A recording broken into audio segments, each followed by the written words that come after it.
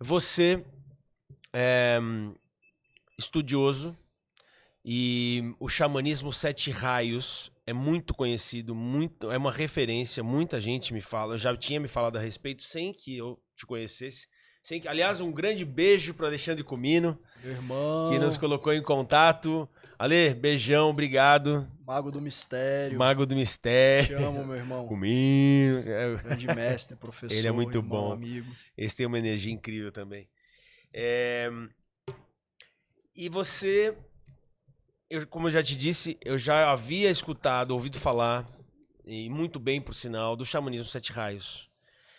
Vamos lá, vamos começar por aí. A gente vai entrar, então, para todo mundo que está assistindo, a gente vai falar sobre a ayahuasca bastante. A gente vai detalhar muita coisa sobre a ayahuasca, inclusive para quem nunca consagrou a ayahuasca, como é a experiência de consagrar da melhor maneira possível que o Felipe vai relatar. A gente vai chegar lá. Mas, voltando à questão do xamanismo Sete Raios.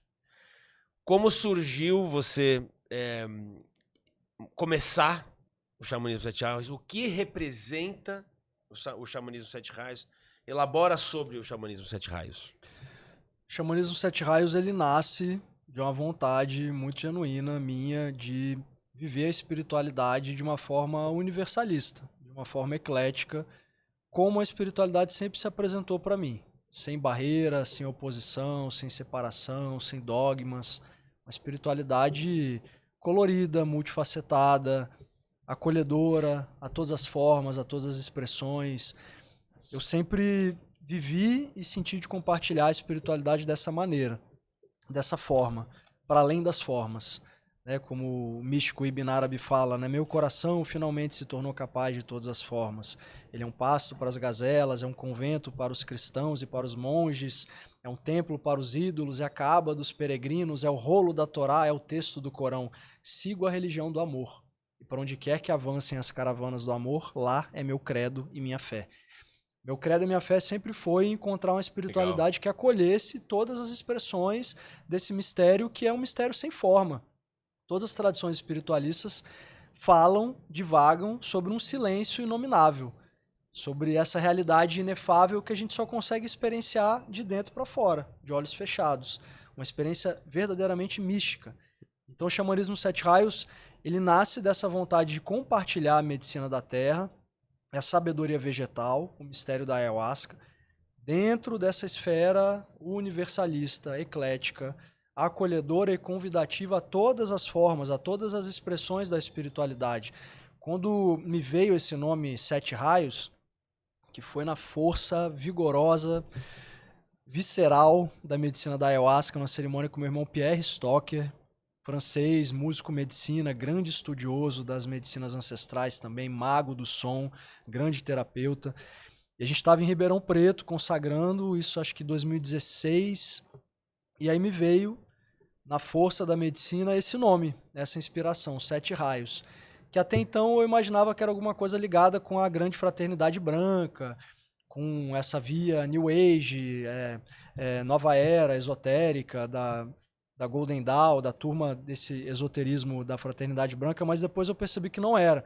O Sete se manifestou justamente como essa ponte, a ponte de uma realidade confinada ao dogma, às formas, aos conceitos, à frieza das palavras e das escrituras, a uma espiritualidade vivenciada a partir de um mergulho profundo na fonte da natureza, que é o que a ayahuasca nos oferece.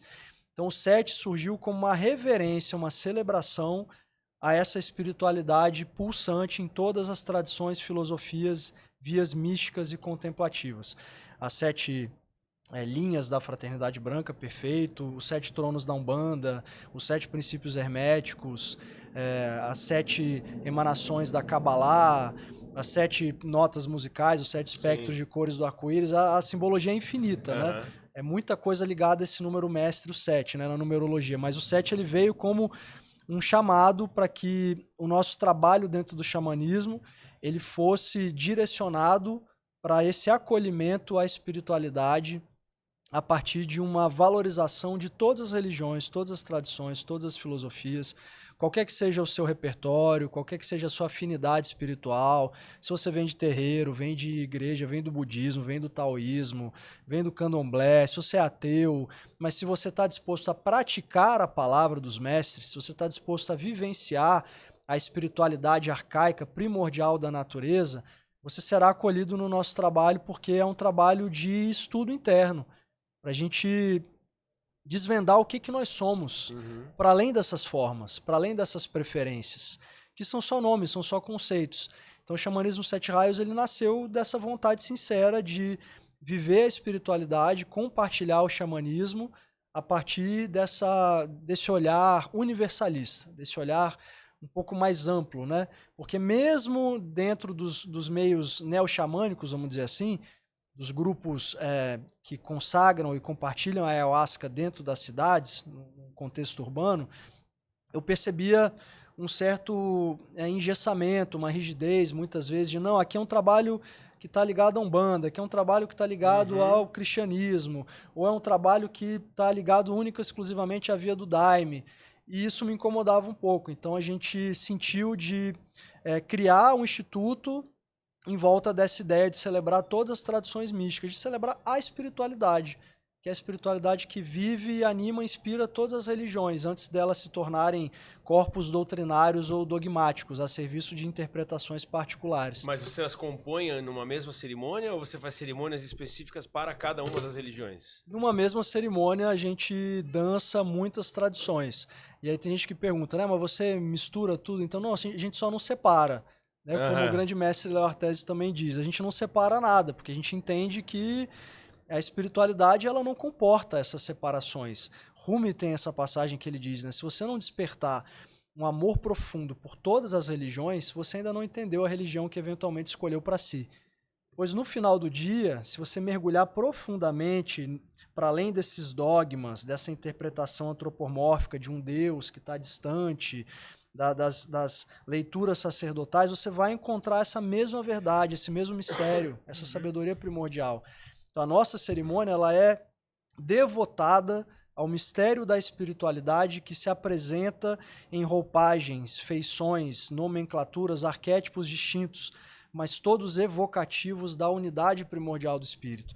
Numa mesma cerimônia, numa mesma consagração, a gente reverencia a Umbanda Sagrada, o sufismo, a via mística contemplativa do Islã, a gente celebra o candomblé, a gente evoca a força de orixá, a gente celebra a gnose, a via mística contemplativa do cristianismo. Numa mesma cerimônia? Numa mesma cerimônia, a partir do que a espiritualidade vai trazendo e do que a espiritualidade, do que a ayahuasca nos permite, a gente evoca essas formas diferentes que vão tocar cada coração num lugar distinto, num lugar particular.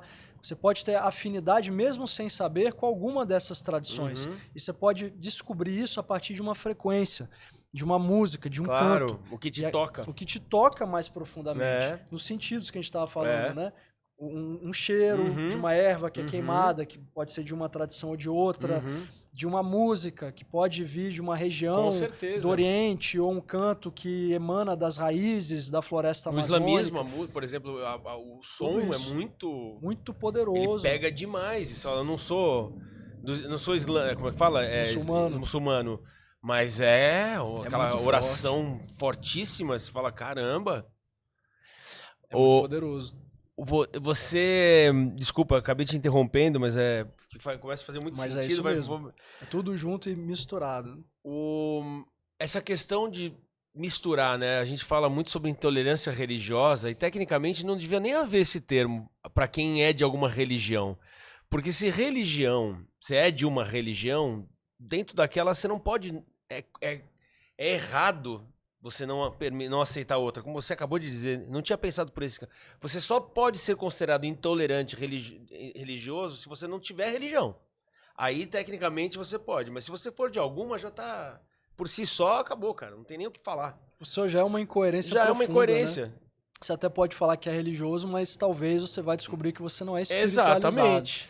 você é adepto de uma doutrina, você está Sem confinado pensar. a um dogma, Uhum. você está seguindo uma interpretação de alguém que significou aquele mistério de uma forma Claro. particular e convenientemente você adere a essa lógica, Sim. porque talvez naquele momento da sua vida o seu ego ele encontre benefícios em se Aham. relacionar com a espiritualidade a partir daquela forma, muito Aham. engessada, enrijecida, por uma preferência particular que priva a sua alma de se encantar pela beleza do Exatamente. espírito que E de permeia qualquer todas outra. as É religiões. lógico. Todas, sem exceção. É, exatamente. O que critica o outro por determinado costume e faz parte de uma religião, se ele for a fundo, ele vai aprender que na religião dele é assim, não, você não pode ter raiva daquilo. Aquilo é daquela, e tá tudo bem. A própria, né? Muito.